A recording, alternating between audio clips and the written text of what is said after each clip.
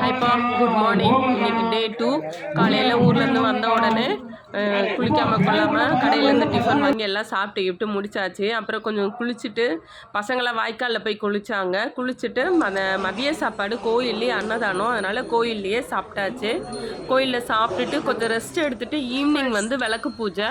நாங்கள் எப்போவுமே விளக்கு பூஜையில் வந்து கடைசி ஆளாக போய் கோயில் என்ட்ரன்ஸில் தான் உட்காருவோம். இந்த வாட்டி சரி கொஞ்சம் சீக்கிரமே போயிடலான்னு சீக்கிரமே போயிட்டு நாங்கள் எல்லாம் கொஞ்சம் இடம் பிடிச்சிட்டு கோயிலோட சாமி முன்னாடியே விளக்கு பூஜைக்கு எல்லாம் வச்சுட்டு உட்காந்துருக்கோம். விளக்கு பூஜை ரொம்ப சிறப்பாக நடந்தது.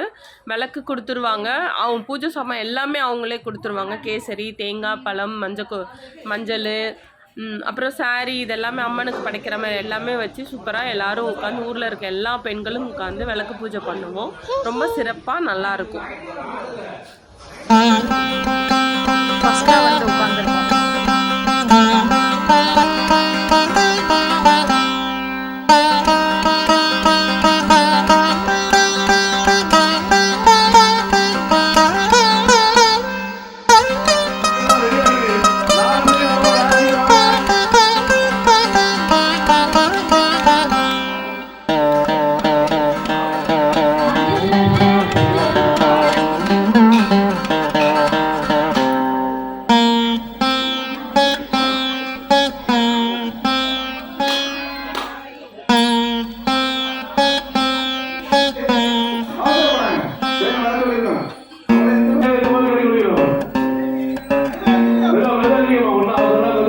ஈவினிங் வந்து விளக்கு பூஜைலாம் முடிச்சுட்டு வந்துட்டு இது வந்து நைட்டு பேர் வந்து குடி அழைப்புன்னு சொல்லுவாங்க.